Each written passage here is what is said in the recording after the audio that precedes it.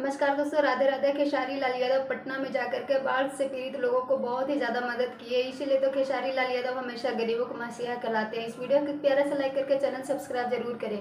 खेसारी भैया बहुत ही ज़्यादा गरीबी देखे, इसीलिए खेसारी भैया को पता है कि गरीबी क्या होती है, गरीबी की आंसू क्या होती है। पटना में कुछ दिन पहले बहुत ही तेज़ी से तूफान आया था।